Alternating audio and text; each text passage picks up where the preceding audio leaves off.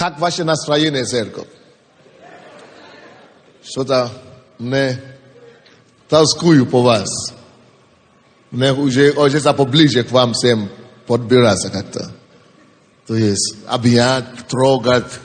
Мне не нравится самолет. Самолет не дышит. Он не слышит меня. Я только сижу там и все. Мне не нравится. Если бы у меня был... Мне тоже не нравится гостиницы. Потому что там 4 стены. Устаешь. Когда учишься общаться с кем-то, общаться с Богом, а потом с телевизором. Это неинтересно. А вот с вами вы меня любите. Хорошо всегда.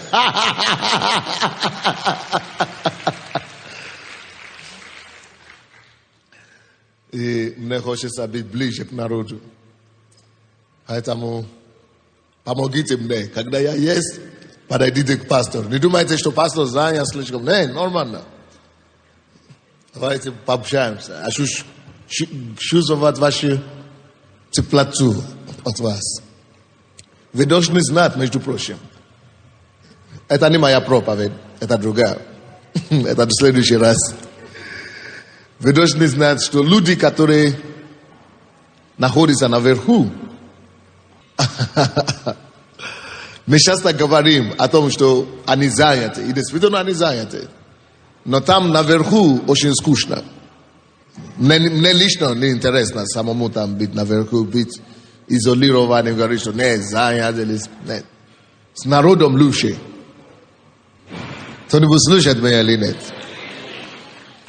Жить проблемами народа, заботами народа, решать их проблемы, вот это мне нравится. Мне не нравится, чтобы охрану выставляли или чтобы не пропускать людей. Не. Нужно пропускать людей. Тогда я живу. Потому что что смысл жизни, если эта жизнь не обогащает другую жизнь? Что смысл? Себе или что ли? Мне уже хорошо. Давай сделаем кому-то еще лучше. Так что подходите, будем решать больше проблемы, будем обниматься, будем молиться, будем возлагать руки, будем молиться за друг друга. Теперь послушайте, церковь. Пока я здесь стоял, да, я почувствовал в духе, что некоторые из наших братьев и сестер здесь устали от борьбы за святость. Вы так хотите жить свято, но чтобы все делать правильно, что вы уже устали просто. Вы устали от напряжения, напряженности. Что не получается, то падает, что встает, то... Слушайте сюда. Слово к вам от Господа, от Отца. Relax. Relax. Расслабьтесь. Relax. Успокойтесь, расслабьтесь. Конечно же, как пастор, хочу, чтобы все мои церкви жили как Иисус вообще. То есть без ошибок, без греха и совершенными были. Если бы это было возможно, да? Но слушайте сюда. Поймите, что святость в Божьем понятии это не дела. Что я сказал? Дела только подтверждают святость. Когда Ной напился, загрешил, Бог все еще его назвал как? Молодец. Праведником. Как это человек настолько нагрешил, что Бог еще может его праведником назвать? Ну, кого угодно. Только не он. Но Бог, Он понимает все лучше нас. Иов, он говорит, нет человека более совершенного. Он совершенный и праведный. И все равно он накрывает ulivyotakie deti, что такой гуляние у них. И он тоже в страхе жил постоянно. Как это так? А Бог говорит, что он праведный и святой, совершенный перед ним, перед его глазами. А потому что, это все только потому что. И почему мы часто бываем усталыми от того, что не получается или получается попытки жить свято. Потом мы даже разочаруемся иногда в Боге, и даже в церкви иногда разочаруемся. Слушайте сюда. Это потому что мы думаем, что святость это только в делах. А святость вообще-то это просто мои отношения с Иисусом, с Богом. Что я хочу его угодить. Божье понимание святость это во всем, как я могу стараться максимально угодить Богу, слушаться Ему, так как Он просит меня. То, что Он просит меня делать, я делаю. Послушание – это самое главное святость перед Богом. Он говорит, я предпочитаю послушание, нежели жертвы, дела или поступки. Он говорит, послушание лучше жертвы. Если вы стараетесь служить, угодить Ему, Богу, слушаться Ему, ходить святости, как вы по вашей силе и возможности, вы стараетесь угодить Ему, то есть слушаться Ему. Он говорит, не делай то, и вы стараетесь, и вы не делаете это. Он говорит, не грешите, не грешишь. Конечно, Бог видит не то, что ты не успел, или не получилось у тебя там, согрешил, или не ошибся, не так сказал. Бог, конечно, все это видит, но Он не поэтому уже тебя оценивает сейчас, потому что ты во Христе Иисусе. Он оценивает тебя потому, насколько твое стремление угодить Ему, насколько твое стремление слушаться Ему. Послушание, еще раз, я хочу сказать, самое главное святость у Бога это послушаться Ему. Не только позадневные инструкции, которые Он дает, а послушаться Ему Его Слово, которое Он заповедует нам. Послушание – это и есть святость. И если ты стремишься к этому, это и есть совершенство. Написано, всякий, Филиппийцам, по-моему, да? 3 глава. Всякий совершенный, да думает так. Стремится, что я еще не достиг, но стремлюсь. Я еще не достиг, но забываюсь заодно и стремлюсь к совершенству. Вот это стремление, постоянное совершенство, уже во Христе Иисусе, оно и есть совершенство. Но не для неверующих. То, что я сейчас говорю, это для верующих. Потому что для неверующих они еще не спасены вообще. Они еще не вошли во Христа Иисуса. А те, которые во Христе Иисусе, и не дела наши уже спасают нас. То есть и те, которые в миру тоже. То есть мы уже во Христе Иисусе, Его святость, наша святость. Его мир, наш мир. Поэтому, церковь, не убей себя из-за того, что у тебя что-то там не получилось, или где-то там ты еще не такой, какой хотелось бы. Всю жизнь мы будем стремиться. Мы будем всегда стремиться быть лучшими. Всю жизнь мы должны всегда стремиться. Он должен понять тебе, что ты хочешь Ему угодить больше всего на свете. И что ты хочешь Ему слушаться и последовать за Ним больше, чем на все на свете. Все остальное детали Он понимает. Он говорит, если мы скажем, что у нас нету греха вообще, то мы лжем и нету правды в нас. Но если кто загрешит, пускай он исповедует эти грехи перед Богом. И что Господь тут же праведен и свят, чтобы простить ему. Так что отношение Бог понимает. Он не какой-то жесткий до невозможности Бог, который только ждет, чтобы ты что-то не так делал и начнет тебя бить и уничтожать. Нет. Он это отношение, каждый день мы живем с Ним. Он понимает. Если мы стремимся, проблема с Богом начинается происходить. Вы знаете, когда?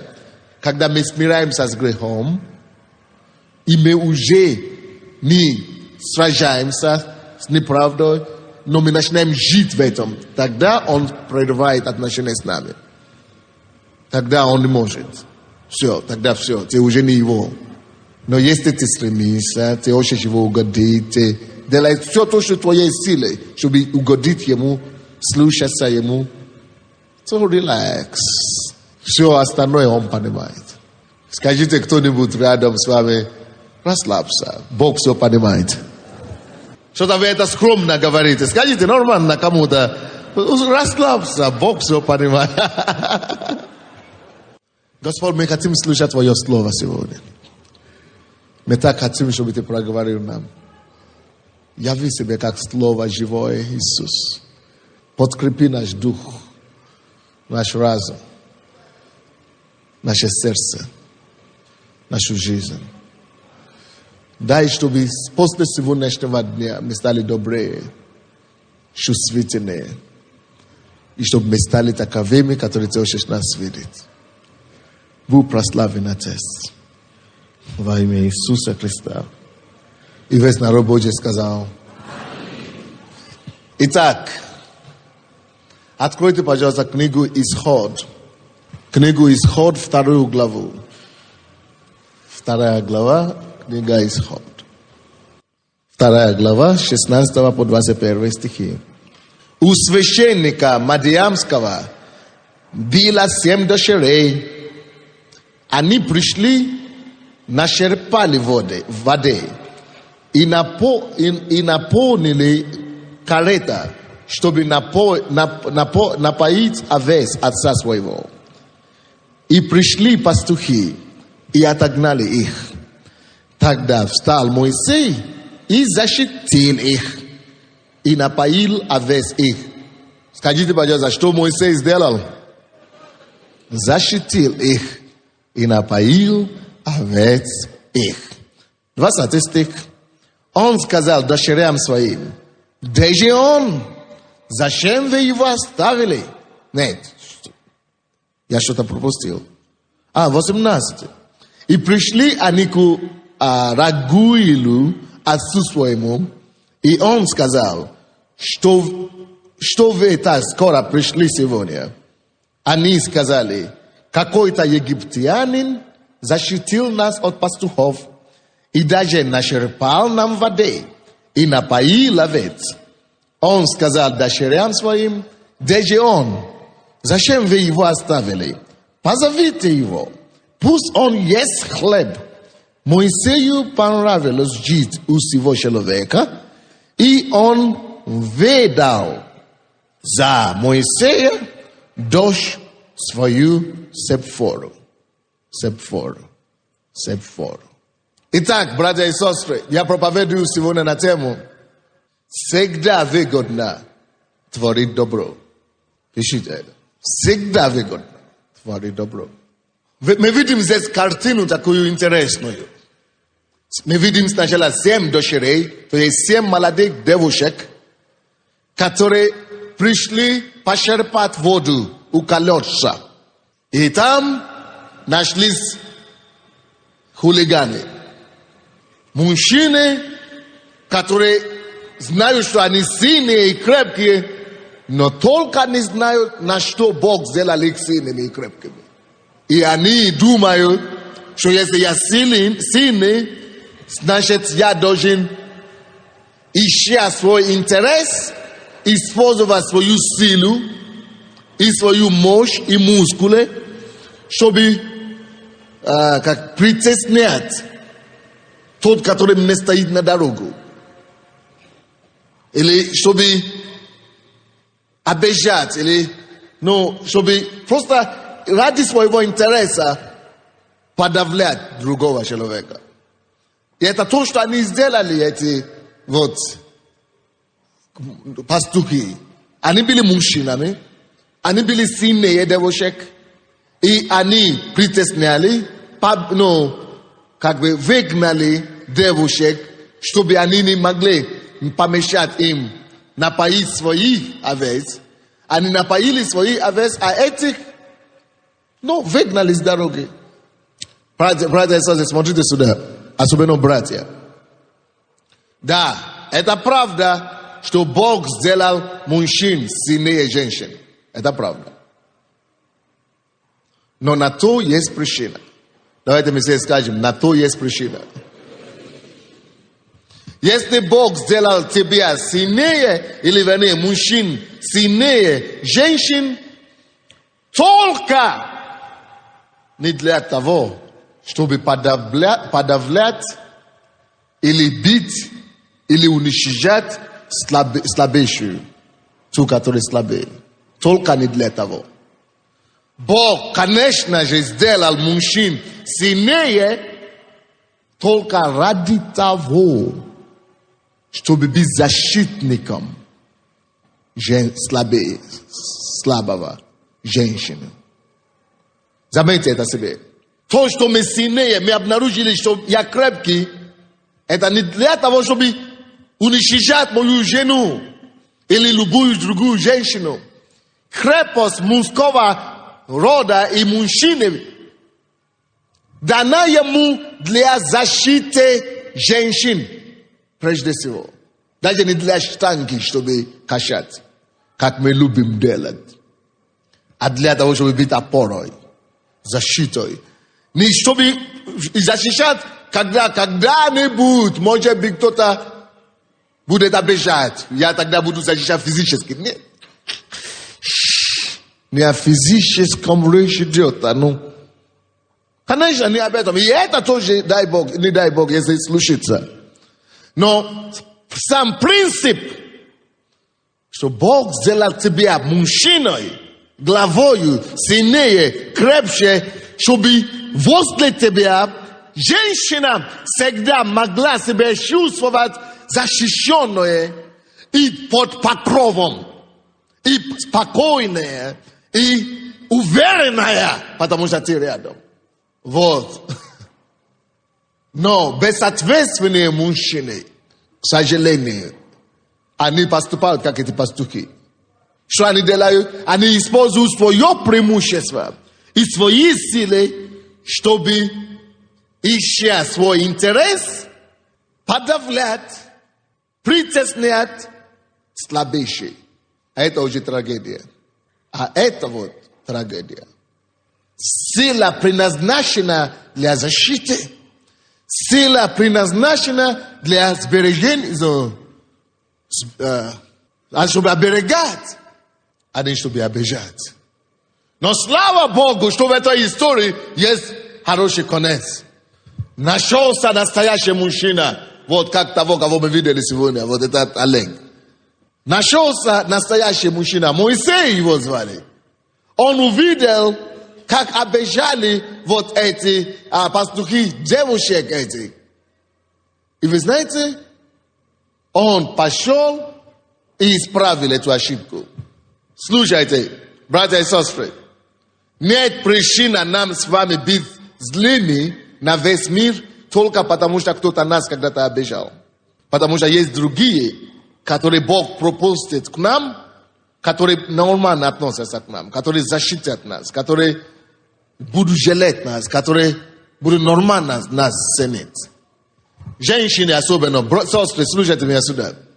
Многие из вас, да, извините за это, жалко, и я прошу прощения, я каюсь, я даже склоняюсь за мужчин. Я прошу прощения за мужчин в миру, и может быть даже в церкви, которые когда-то вас обижали. Кого-то из вас били уже. Представляете, чтобы мужчины били физически. Это не дай Бог. Но есть такие случаи, бывают. И я прошу прощения за таких животных, человеческих обличиях. Также прошу прощения за тех мужчин, которые, может быть, изнасиловали когда-нибудь. Тоже извините за это. Это безусловно плохо. Но слушайте, пускай ваша жизнь не остановится там, в том фрагменте, где вас избивали, в том фрагменте, где вас изнасиловали. Пускай ваша жизнь продолжится дальше. Жизнь продолжается. И нельзя вам жить только этим прошлым вашим. Потому что есть плохие, но слава Богу, тоже есть остатки, которые нормальные. Там пастухи, их было много, но может быть 7 их было, может быть 15, может быть 20 их было. Но на 20 ненормальных мужиков нашелся один нормальный, слава Богу. 20 это много, конечно. Наверное, скажем их 5. На 5 ненормальных мужчин есть один нормальный. 20 все-таки, да? Женщины говорят 20 все-таки. Но ничего. Но то, что я хочу сказать женщинам, в том, что слушайте, женщины, не живите в эти прошлые. Есть плохие, они проходят. А вот есть хорошие, на которые заради этого можно еще надеяться и верить. Вот плохие пастухи были, они обижали, но слава Богу, они прошли дальше. Вот, но потом появился на ампуаре нормальный Моисей. Но вы думаете, что это просто фрагмент, что Моисей появился там. И ему легко, наверное, было вот так защитить этих людей. Но извините, не так-то легко ему было. Потому что в данной ситуации, в данном случае, Моисею было еще хуже, чем те женщины, те самые женщины, которые были обижены. Вот, слушайте, конечно, женщинам было плохо. Конечно, женщины это обижали. Да, это плохо. Но я вам скажу еще одно. Моисей, который там был, ему было еще хуже, чем эти женщины. Он был в ужасном состоянии. Ему не до никого вообще в то время. Но все равно он вызвался помочь. Кто мне скажет, почему Моисею было хуже и намного больше плохо, чем вот эти женщины? Кто мне может сказать почему? Достань, скажи. Громче. Давай микрофон скажи. Потому что как раз он убил человека в этот момент, и он убежал, потому что знал, что его будут преследовать. И в этот момент он находился, это был розыск раз. Это было самоосуждение 2. Это депрессия, да, было 3 у него. Вот. И в этом состоянии он находился как раз в этом месте, когда происходили вот эти ситуации с девушками. Спасибо. Теперь послушайте меня. Действительно, он правильно сказал. Он мне помог проповедовать сегодня. Работает голова хорошо. Молодец. Он правильно понял. Послушайте, братья и сестры, все сюда. Во-первых, Моисей только что совершил убийство. Он совершил убийство. Убил человека. И мало того, что убили человека, его еще и поймали. Это ужас. И объявили розыск о нем. Ладно, когда милиция объявляет розыск. Но когда сам президент или глава державы, вот как фараон сам объявил розыск о нем. Персона нон гратам стал. Когда сам президент обещал его убить, розыск это само собой. Раз. 2. Заговор, смертный, как мы говорим. Приговор. Смертный приговор. 2. То есть его хотели убить. Он не знал вообще в то время, он выживет или не выживет вообще. Он не знал, что с ним будет еще. Он не знал, что с ним будет еще. Его хотели убить, его искали убить. Представляете себе мышление из состояния человека, кого ищут. Он мог подумать, слушай, я пойду помочь этим девушкам, а они меня выдадут. Мне не до них до завтра. Мне еще... Что мне до них вообще девушки какие-то? Пускай они еще вообще... Мне еще и предадут. Но он так не подумал. У него была честь. Христианское, мужское. Он не мог закрыть глаза на эти женщин, которые обижали. Он, несмотря на то, что он плакал, ему плохо, но он не позволил своим слезам закрыть его глаза на нужды других и на проблемы других людей. Братья и сестры, слушайте сюда. Как бы вам не было плохо, может быть, вы плачете сегодня. Может быть, вам насколько плохо, что вы плачете каждый день. Не обязательно физически плачете. Но слушай, не позвольте, чтобы ваша плач закрывали глаза ваши и сделали вас бесполезной для других. Он не позволил, чтобы его слезы закрыли его глаза от доброты. Он не позволил, чтобы его болем, его горе личное стало насколько подавлять его, что он становится ненужным окружающим. И это то, что мы часто зачастую делаем. Потому что мне плохо, а вот как это мне так плохо, а я еще кому-то буду служить. А вот как это мой сын еще не покаялся, а я буду наркоманам помогать. А как это вот моя дочка еще зависимая, а я за кого-то еще буду молиться. Как это что-то... Алло! Это эгоизм, от которого в этом месяце мы освобождаемся. Потому что если наша проблема, если наша с вами проблема подавляет нас настолько сильно, что мы даже не видим чужую гору, и мы не можем видеть и замечать чужие проблемы, то слушайте, это еще намного больше проблема, чем даже та проблема, которая у нас была.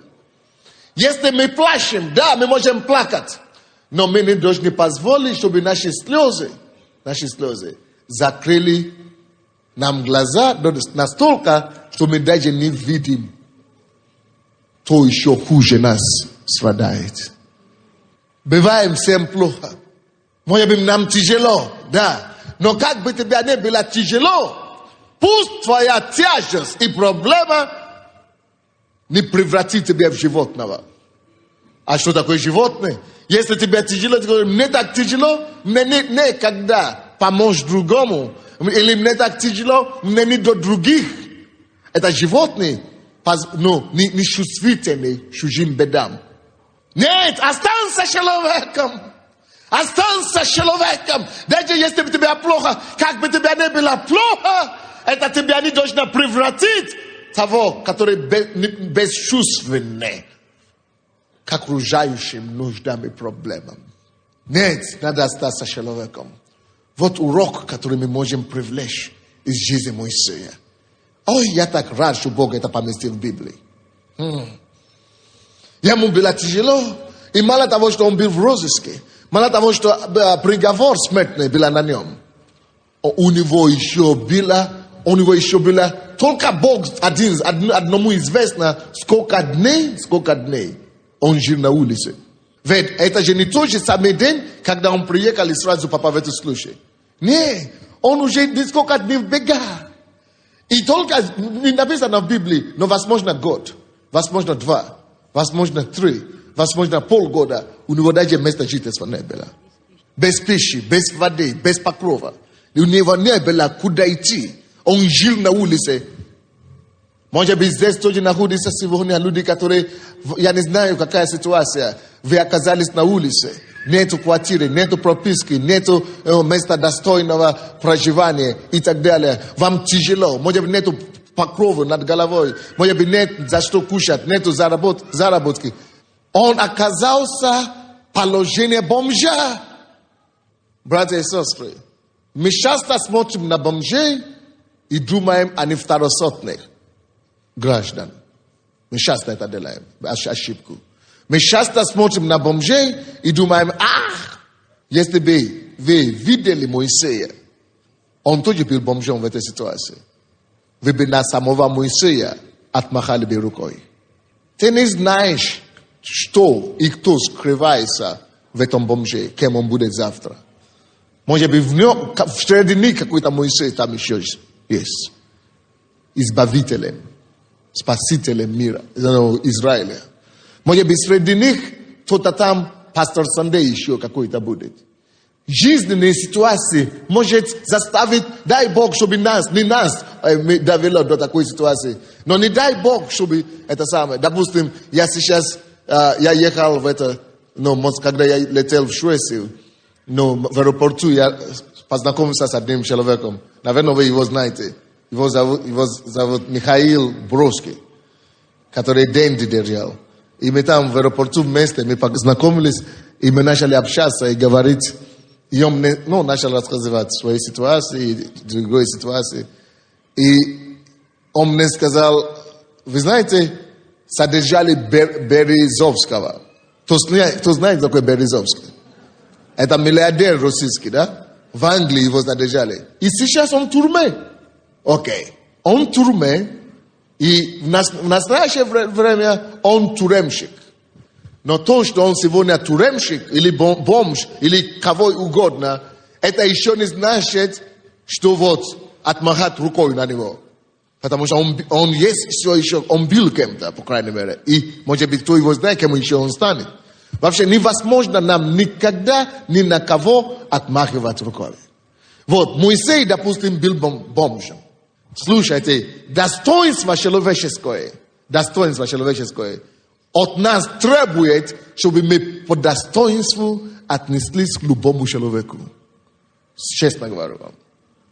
По достоинству отнеслись к любому человеку. И этим я показываю, что я тоже заслуживаю и достойный человек. Когда я уважаю вас, это значит, что я достоин уважения. Когда я вас посчитаю, это значит, что я тоже достоин почитания. Но когда я вас хаю, извините, и когда я вас просто отмахиваю рукой, и, ругаю и так далее, это значит, я сам только, я себя унижаю до этого состояния, до этого уровня. И это некорректно. Мы все созданы по образу и подобию Божию. И значит, мы должны быть как Он. Как Он посчитает всех и любит всех. Вот такими мы должны быть. Вот. И Моисею было хуже, чем эти девушек еще. Ему было плохо очень. Честно, извините, я, конечно, сейчас не знаю, как я поступлю, если бы это я оказался на его месте. Но не дай Бог. Если бы когда-нибудь, я не уверен, честно. Если бы я был бомжем, если бы у меня не была бы крыша над головой, я не знаю, сколько дней он еще не кушал вообще. Сколько дней не кушал. Голодным животным, животом, еще и кому-то идти. А если меня побьют? Потому что пастухи это такой народ. Могли бы разбираться с ним очень быстро. Но он рискнул это дело и пошел, чтобы помочь девушек.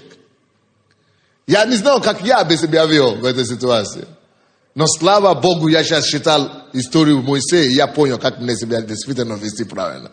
Значит, как бы мне плохо не было, какой бы ситуации я бы не оказался, я должен остаться человеком. И я должен все равно говорить, несмотря на то, что мне плохо, давай я кому-то сделаю приятно. Если я кому-то сделаю приятно, кто его знает, может быть, от тебя мне станет легче. И церковь, я вам это говорю, смотрите на себя. Как бы вам не было тяжело сейчас, давайте примем решение, начнем принести добро, помощь кому-то. Просто примем на постоянном основании, на постоянном основе. Начнем просто творить добро людям, хотя бы те, которые окружают нас. И поймите, братья, если мы это от всего сердца будем делать, у Бога скрывается для нас свои сюрпризы. И через это жест добра, который мы другим делаем, это может стать нашим выходом из наших неприятностей. Потому что с Моисеем так и было. Потому что он пошел и помог этим девушкам. И знаете, что в результате? Конечно же, эти девушки, потому что они хотят быть девушки чести, и не хотят, чтобы мама и папа наехали на них, что кого вы привели, что вы, когда вы стали девушками легкого поведения. И чтобы сохранить свою честь, скорее всего, они даже ему не предложили попить, тем более покушать. Они даже его на дом не пригласили. Представьте себе, как бы вы подумали в этой ситуации. Если бы это я бы еле-еле сдержался. Представляете, вы накормили только что семеро девушек, напоили их овец. Вы представляете, сколько это стоит? Сколько часов ему надо было работать, чтобы напоить овец каждого из них. И наверное, 7 часов ему стоило. Или, наверное, 14 часов он работал, чтобы напоить всех овец. И они себе бай-бай, и все, ушли. Ну, на тебе бай-бай. Даже не пригласили на дом. В то время, когда я сам бездомный. Ой, я не знал, что бы я бы сказал, как бы я бы реагировал. Но ничего, слава Богу, что мы поняли, что мы можем учиться у Моисея. Он не обижался на них. Он не обижался на них. Он выпустил их, благословил их и прощались. Им даже в голову не пришло, чтобы отблагодарить и пригласить его домой. И он опять себя остался бездомным. Но именно в то время, но это, почему там не написано, что Моисей жаловался? И о чем это нам говорит? Это говорится о том, что когда мы с вами делаем добро другим людям, нельзя нам начинать ожидать от них взаимность или благодарность нельзя ожидать. Потому что, послушайте, или вы напишите это себе. Скорее всего, 90% случаев не тому, кому мы помогли, не оттуда обычно вознаграждение идет. Как это лучше сказать? Мы часто ожидаем благодарения и вознаграждения не с того источника.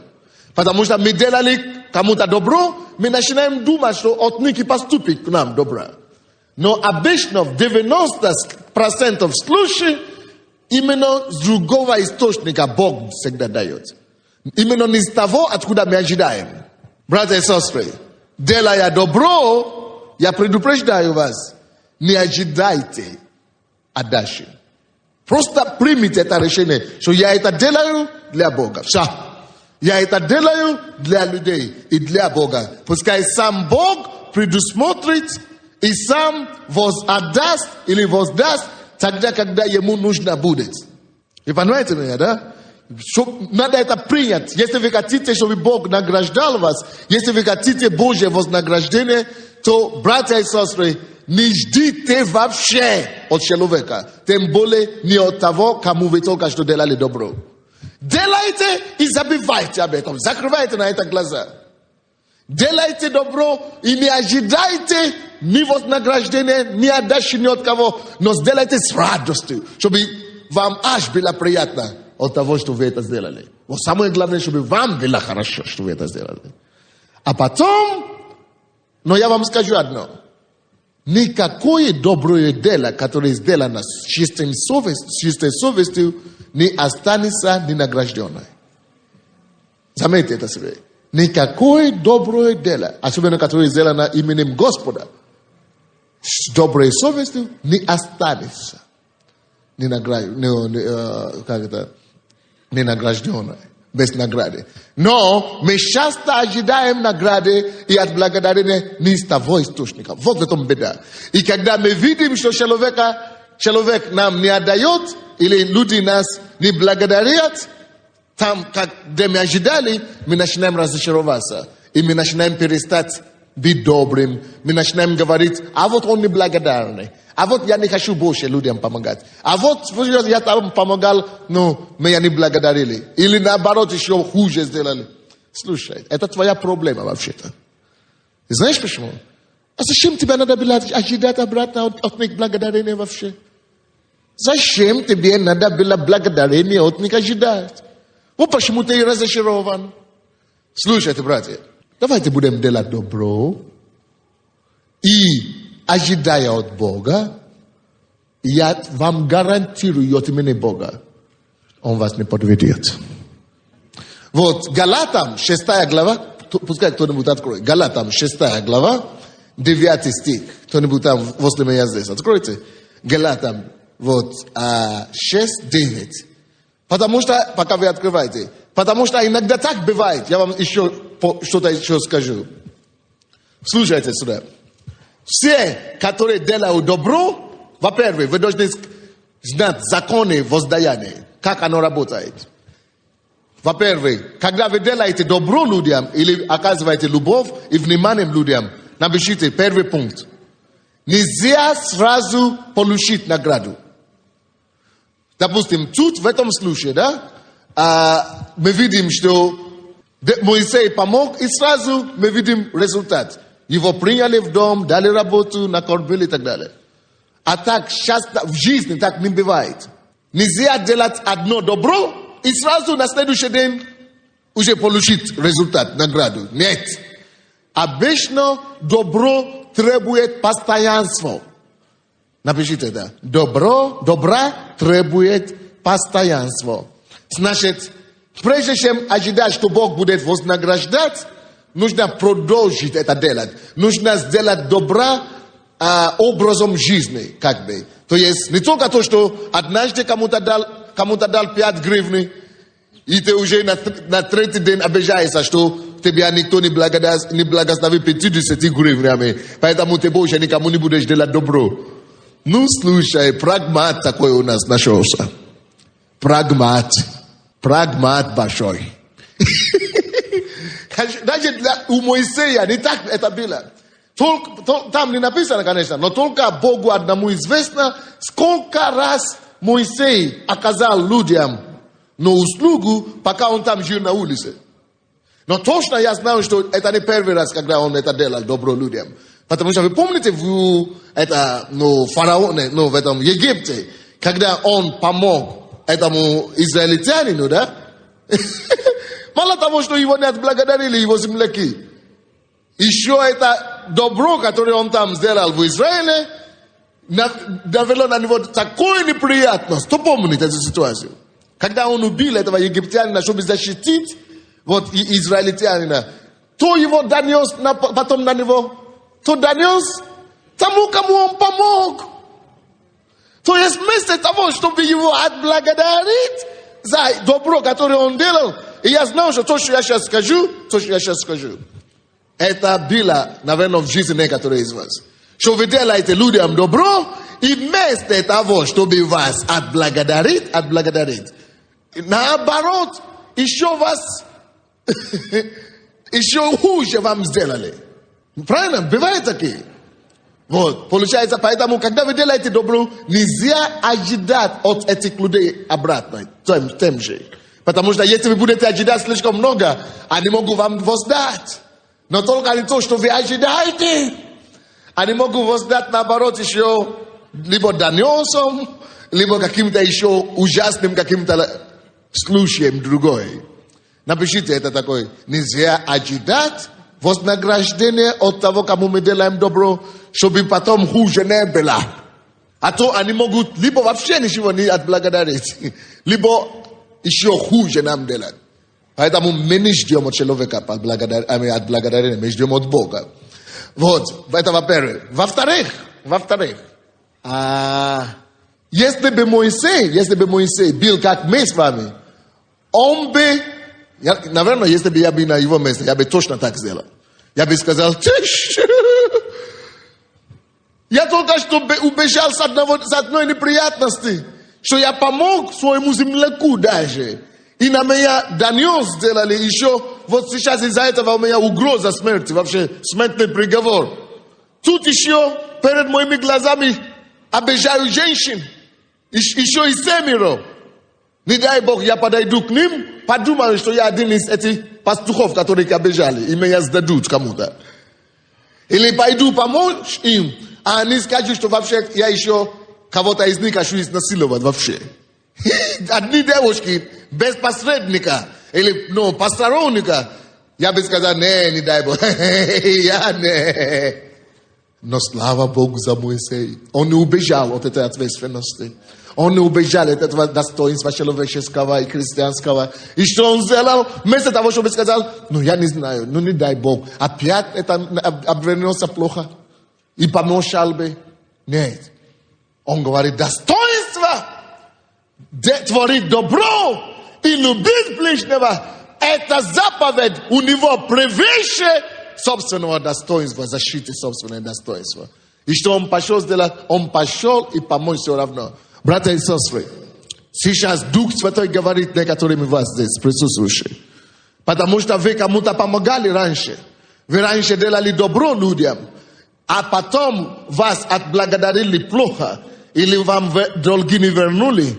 Или что-то еще еще покруче или похуже, потому что вы кому-то помогали, и вас не отблагодарили, или наоборот, еще хуже вам сделали. Из-за этого вы ожесточили свое сердце. И теперь вы отказываетесь доверять людей. Вы отказываетесь помогать людям. Вы отказываетесь творить добро людям. Алло? Слово Божье к вам. Слушай, пускай человеческая жестокость и человеческая неблагодарность не убьет Божье начало в тебе. Что я сказал? Пускай жестокость человеческая не чужого не убьет Божье начало в тебе. Давайте это скажем соседу. Потому что вы всегда будете встречаться с такими случаями. Вы всегда будете встречаться с людьми, которые, наоборот, вместо благодарности вас будут обижать еще. Вот на дне вчера я был на ночной молитве в Инвалакно. Это вы подошли, вот как раз, не даст мне соврать. Вот сестра наша здесь. Подошла ко мне и говорила, она почти не плачет. И говорит, пастор Сандей, я говорю, да. Он говорит, слушайте, когда я услышала, что на вас прокуратура наезжает, и что вас обижают, и что хотят, выдворить страны, за все ваше дело, то, что вы делаете для Украины. Вы знаете, мы вообще с мужем, мы плакали. Она говорит, я плакала, мы плакали. Как это так? Это человек, который делает столько для нашего народа. Еще его трогать, за что вас трогают? И она говорила, а мой муж, он раньше был при власти, работал в министерстве, в прокуратуре, говорит, ой, если бы я был еще при власти, я бы этому прокурору. Но все равно я доберусь до этого прокурора, говорит. И это все хорошо.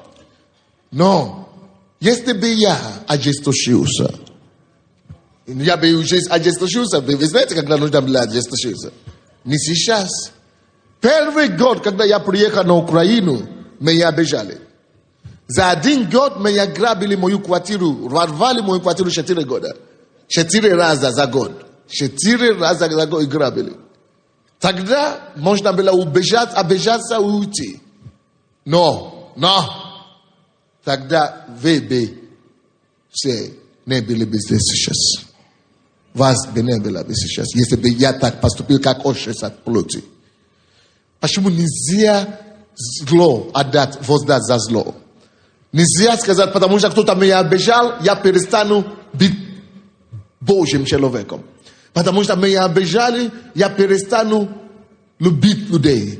Или потому что меня обижали, я перестану творить добро. Если я это сделаю, я становлюсь источником смерти. И виновным в смерти тысячи людей, которые могли бы получить эту жизнь через меня. Братья и сестры, я обращаюсь к вам. Да, вас обижали. Да, вас не отблагодарили и отдали зло на добро ваше. Некоторые женщины, вы вообще ненавидите мужчин. Но я умоляю вас сегодня. Расслабьтесь. Расслабьтесь. То, что вас обижали, это еще не причина, чтобы вы перестали быть человеком или людьми. Когда мы только что женились с моей женой, она мне не даст соврать. У меня были такие друзья, которые только пользовались, еще не только пользовались, еще потом делают такие гадости. То есть вообще, они... И моя жена же это все видит. А я еще их благословляю, даю что-то. Иногда босс просто говорит, ты что, ты вообще уже последний дурак или что ли? Ты что, разве не видишь, что тебя пользуются? Как это ты... Я тебя не понимаю, все. Вы знаете, все женщины всегда такие, они всегда иногда справедливость берет, то есть. А от мужа защищать. Но ничего. Но сейчас я вам скажу, она уже точно такая. Потому что она поняла, что мы можем побеждать зло только добром. Продолжай делать добро. Пускай, что я продолжаю все равно делать добро. Да, кажется, что я дурак и глупый, но я продолжаю делать добро. Я ей всегда говорю, принцесса, не важно, я не как ко мне поступят, или как кто относится ко мне, не важно как, но я даю слово Богу и даю слово себе, что мне это стоило. Я знал, чего это мне стоило, чтобы стать таким, как я стал сегодня. И я не позволю, чтобы какие-то неблагодарные люди меня вернули туда, кем я был раньше.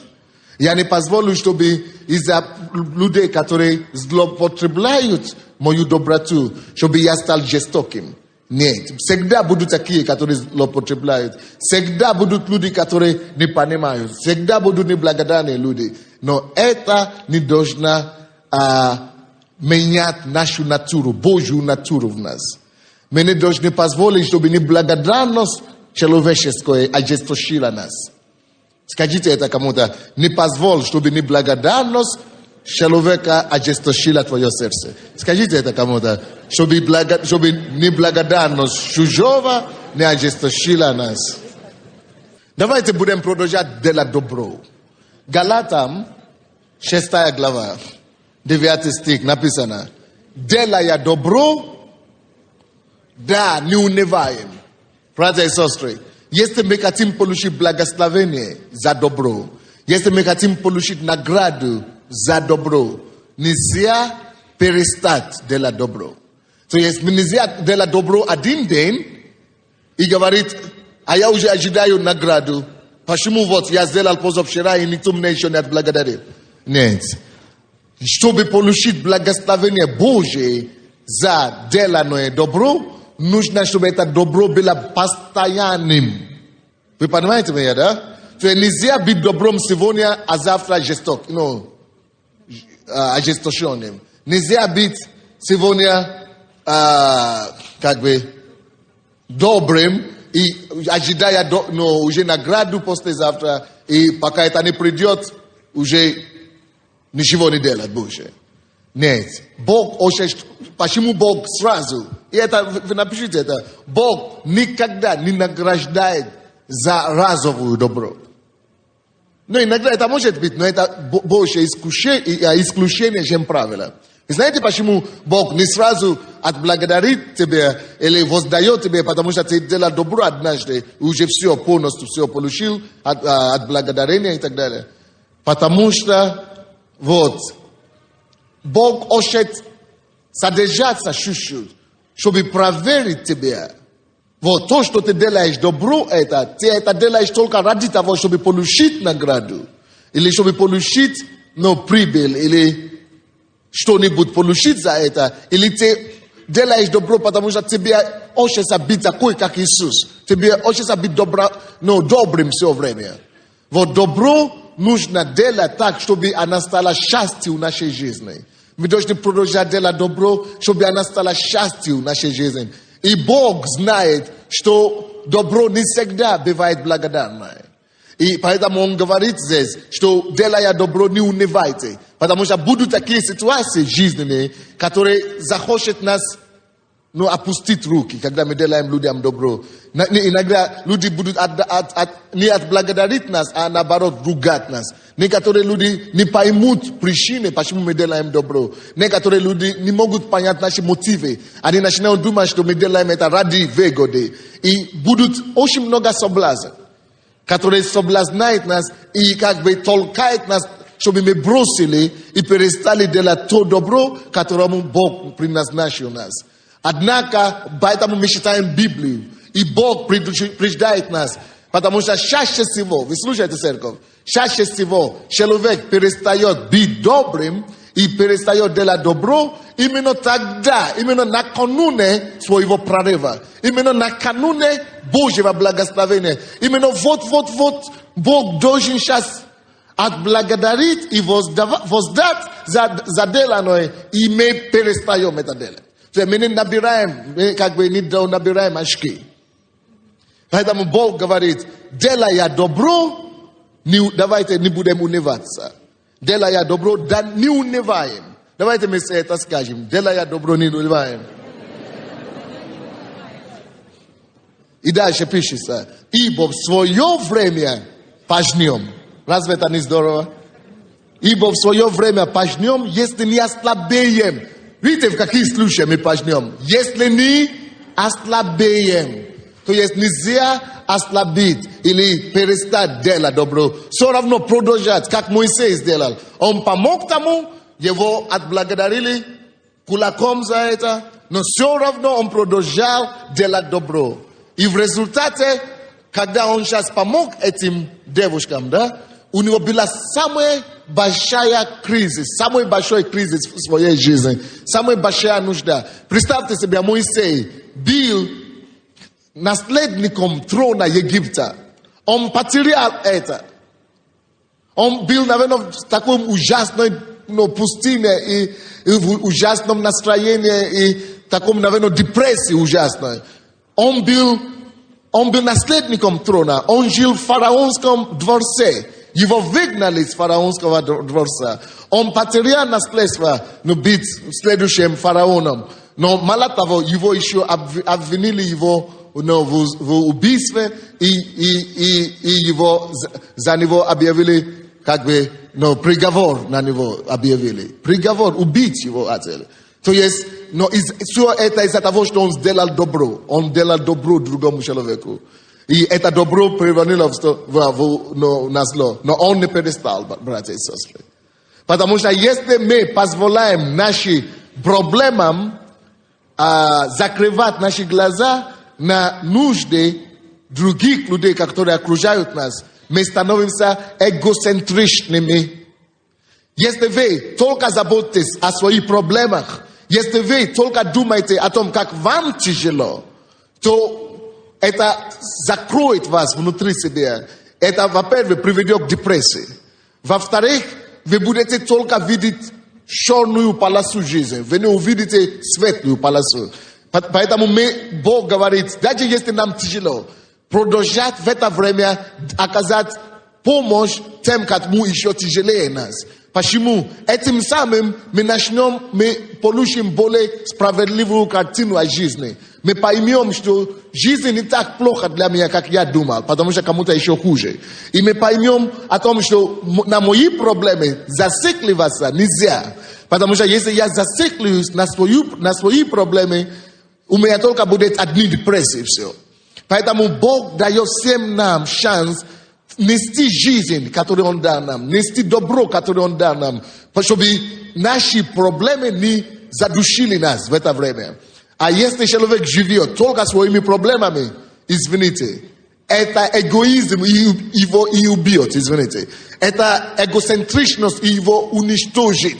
Вот почему мы, как христиане, должны выйти из своей рамки своей повседневной жизни и работы, и проблем. И мы должны иногда смотреть вокруг нас и видеть, чем Бог хочет, чтобы я занимался, кому я могу помочь, и какое призвание Бог мне дает. Может быть, 12 надо набрать. Может быть, потому что то, что когда мы начинаем помочь другим, Бог начинает помочь нам. Заметьте, когда Моисей помог вот этим женщинам, благодаря тому, что он это сделал, несмотря на то, что ему плохо, слушайте, во-первых, его приняли в дом. В чужой стране он больше не был бомжом. То есть он получил покров. Во-вторых, его напоили, его кормили начали. Он уже не останется голодным и голым на улице. В-третьих, он получил работу. Только потому, что он делал людям добро. Но не с того, не там, где он ожидал, он получил. Очень часто так бывает. Мы ожидаем не с того, не с той стороны. Лучше просто делать добро и ожидать от Бога воздаяние. Все. От Бога только и стоит ожидать. Не надо от людей, потому что это нас разочарует. Иногда, когда люди не так поступают к нам, как мы ожидаем, когда люди не благодарны нам, как мы думаем, мы начинаем разочароваться в людях. Но нельзя вообще ожидать от людей таким образом. Нужно знать, что я это делаю для Бога, и только сам Бог знает, с какой стороны нас вознаградить. Эти девушки ушли. Даже не вспомнили Моисея больше. Но Бог в это время побудил сердце их не отца. И отец вспомнил и говорил: как вы успели вернуться так быстро домой? Они сказали: а вот какой-то египтянин там помог. Он говорит: как это так?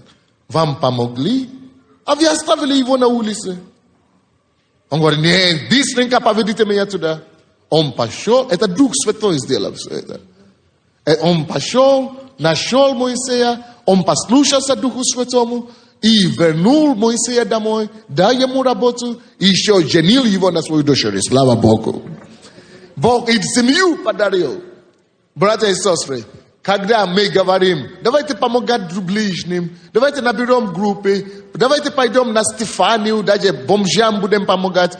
Это не потому что некому помогать только этим бомжам, а потому что иногда именно там кроется наше благословение, друзья. Иногда там кроется наше благословение. Иногда там, в этих людях, кому мы помогаем, именно там кроется наше благословение.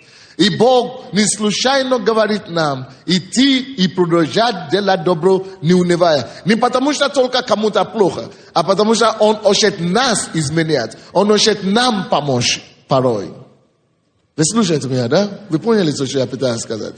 Потому что если бы Моисей это не сделал, подумайте, он бы не получил все. Это благословение, которое он получил, и устройство бы не пришло в его жизнь. Правда, выгодно делать добро. Поэтому, нужно делать добро не разовое какое-то, а надо сделать его образом жизни. Потому что если мы будем только сосредоточиться на свои проблемы, этот дьявол будет иметь дверь, или ключ, чтобы нас замучить депрессиями и своими проблемами, он просто задавит нас. И мужчины, к вам слово. Бог сделал нас сильнее женщин, не чтобы своей силой подавлять их. Причина, почему Бог сделал нас сильнее, чтобы наоборот, нашей силой обеспечить им покой, уверенность, защиту и опору. Заметьте это, мужчины. Бог сделал нас сильнее не для того, чтобы свои интересы или свою волю подавлять волю слабейшую. Не только в семье это имеет место. Я, допустим, Бог меня благословил, сделал меня пастором, я имею какую-то силу в духовном мире, то есть духовную силу. Но Бог мне не дал эту силу, чтобы я показался, что я лучше кого-то, или я сильнее всех. Ерунда. Всякая сила предназначена Богом, чтобы она была использована, чтобы защищать, оберегать и покрывать других людей, которые слабее нас. И если я духовно сильнее или что-то больше знаю духовно, я должен это использовать, чтобы служить людям, которые еще не такие, как я. Поэтому я не могу понять мужчин, которые бьют или поднимают руку на женщину. Даже если это твоя собственная жена. Это все равно преступление. Нужно попросить Бога, чтобы Он помог нам, открыл нам глаза, чтобы как нам использовать те сильные стороны, которые у нас есть, чтобы на пользу тем, которые слабее нас. Сила всегда дается Богом для защиты, для прорыва тем, которые слабее нас. Однако делать добро всегда выгодно. Давайте преклоним голову, будем молиться, чтобы Бог помог нам быть такими людьми, которые всегда будут видеть нужды вокруг себя. В церкви, на работе, дома, в семье, чтобы мы могли то, чем Бог благословляет нас, использовать, чтобы сделать другим людям счастливее, чем они сейчас есть. Конечно, есть другие, которые обижают. Но если вас обижают или обидели, то я хочу просить вас от имени Христа, простите людей, которые обижают вас. Отпустите их. И знаете, что там, где есть обижающие, Бог также имеет людей, которые будут, наоборот, посчитать вас, изберегать вас. Мы молимся. Попросим Бога, чтобы Он сделал нас такими добрыми во всех направлениях. И чтобы мы не унывали, добрые дела. Чтобы мы не перестали делать добро людям. Чтобы Он укрепил нас. И чтобы наша сила мы использовали в защиту, а не в разрушение. Чтобы наши преимущества жизненные пошли другим на благо. И когда мы делаем добро людям, это доставляет нам тоже радость. Это тоже радость для нас.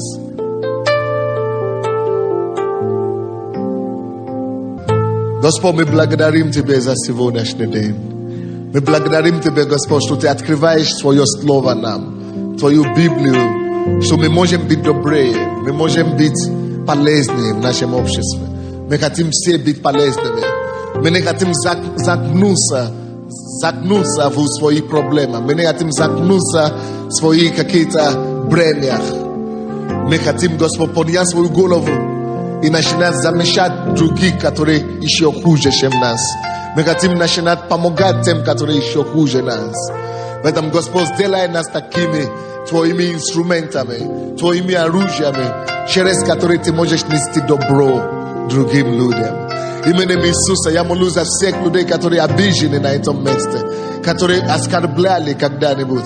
Я прошу Тебя, Господи, укрепи их, Господь, укрепи всех нас, чтобы мы не воздавали зло за зло, но чтобы мы могли простить обижающих нас, и чтобы мы могли молиться за них, чтобы они тоже познали тот свет, который мы имеем.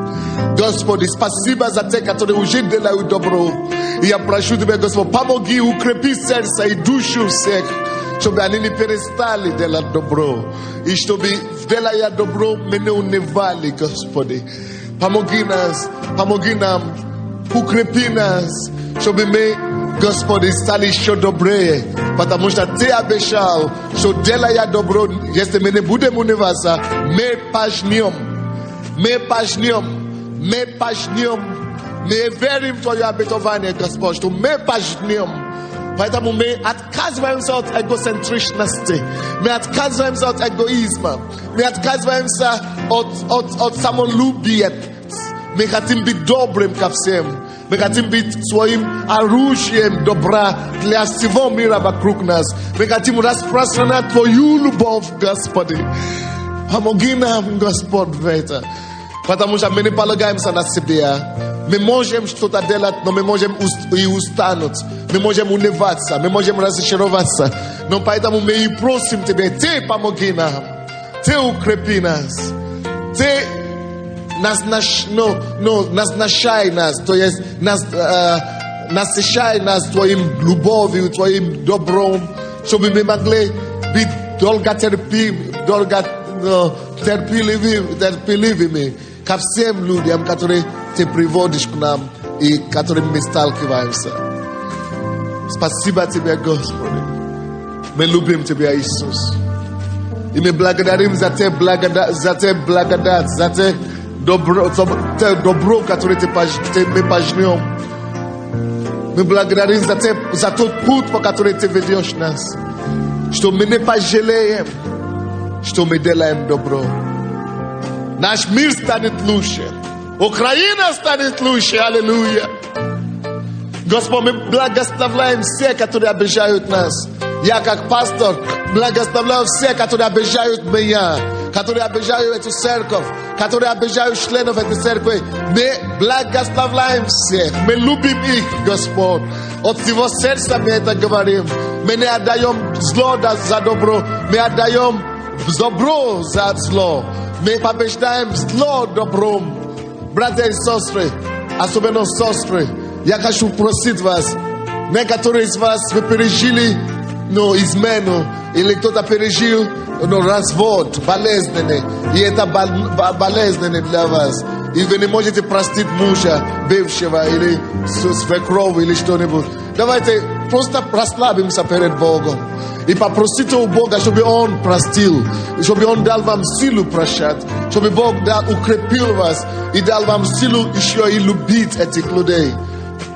Потому что к миру призвал нас Господь.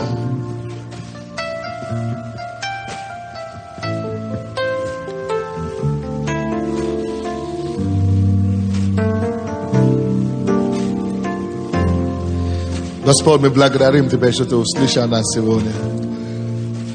Спасибо, что Твой Дух сейчас на этом месте. И мы просим Твоим Духом, Господи, утешай каждого, укрепи каждого. Прикоснись к нам Твоим нежным, отцовским прикосновением.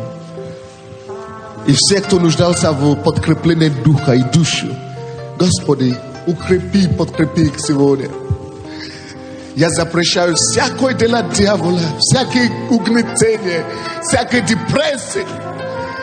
Те нечистая сила, те нечистые силы, которые угнетают мои братья и сестры, те, которые в этом зале, которые в нашей душевной церкви в Киеве, где бы наши братья и сестры не были, я повелеваю тебя, дьявол, именем Иисуса, убери твою грязную руку от них.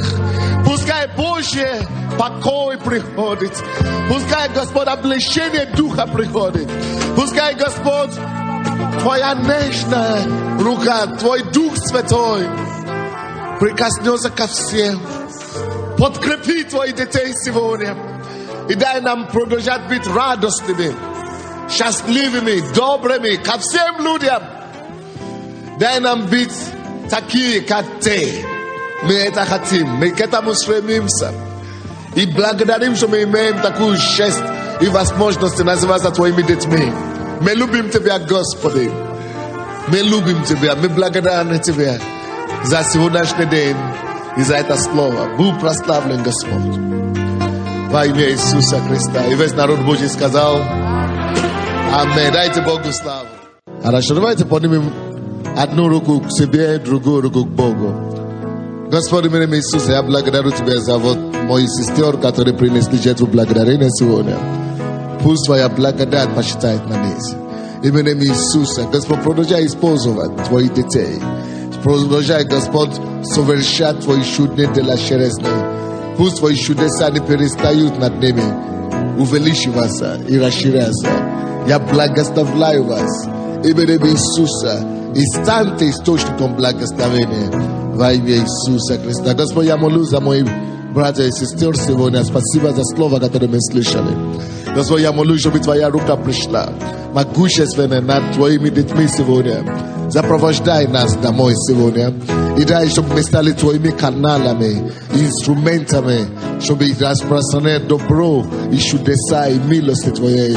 Господь, оберегай нас Своей кровью.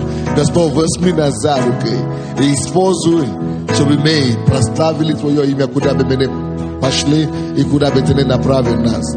Будь прославлен, Отец, во имя Иисуса Христа. И весь народ Божий сказал